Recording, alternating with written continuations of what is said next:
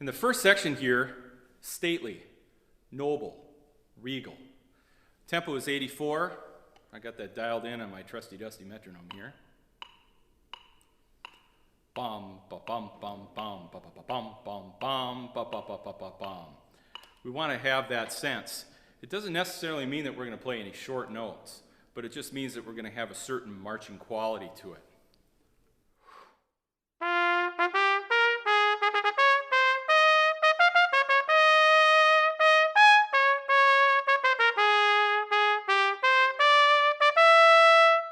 So this opening phrase then can be very connected, but still have a fairly strong articulation, moves along that way, and we don't feel like we're getting bogged down in a high B flat.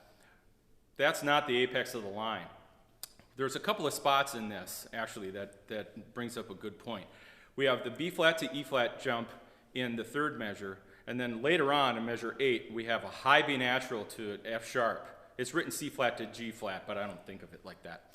So when I'm looking at those things, it's really easy to look at a high note and say, okay, once I hit that, I'm off the hook.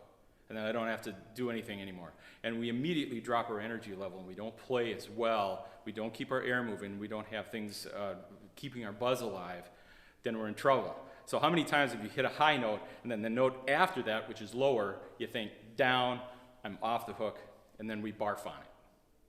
So we want to stay strong through those measures, through the high note. We keep the energy level up for the stuff that's coming up next, because we'd be playing those notes with a lot of strength if we didn't have that high note coming before it. So the same thing then in the third line, measure 7. If I played through that, you'll see what I'm talking about. It's very easy to say, all right, I'm off the hook.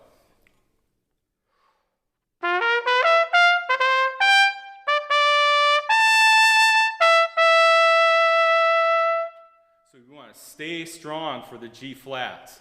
That way you'll hit them right, and you won't feel like you're going to lose it. The coming down after measure 8, as we get in a mezzo forte section, that kind of thing. Beware of speeding up. It's really easy to speed up that section. If we're at bum, bum, bum on the high stuff, da dee da da da dum, be da dum.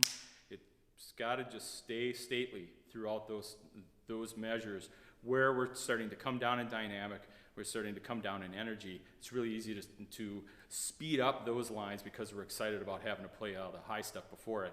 And we also have a tendency, as soon as we see a mezzo piano, to slow down. And then we also have that interesting anomaly happen with us. So if you can, make sure that you're working slower than 84 by a good few clicks, just to get a sense of keeping time through the dynamic changes so that we're not speeding up in the loud stuff and slowing down in the quiet stuff. This, where are we at? 72?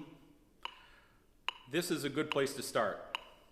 If we're feeling like, boy, that rhythm in the second line is really goofy, then you might want to speed it up and call it the 8th note. Ba dee da da da da dee da da. So there's a lot of things that we can do with metronomes, but the biggest thing about these things is that you set them slow enough so that you can live with it. Because if you don't do that, you're going to feel like you always hate the thing, right? And then it doesn't work for you. So we got to just kind of swallow our pride a little bit and say, well, you know what, I got to dial it back. I added a breath right after measure 6, before measure 7. And here's why I did that. I felt that as I took as much air as my body could handle, the breath right before measure 5, as I played through measure 5 and into 7 and into 8, I was having trouble getting to the fortissimo and making a beautiful sound on the high B. So I thought, well, you know what, I'm going to stick in a breath here and see if it breaks up the phrase. And I felt that it did not break up the phrase, that we have a phrase at 5 and 6 that's its own entity, and then 7 and 8 is another its own entity. So I stuck in a little breath there just to give myself enough gas to get through the crescendo and into the high stuff and play it strong without losing my tonal quality or integrity.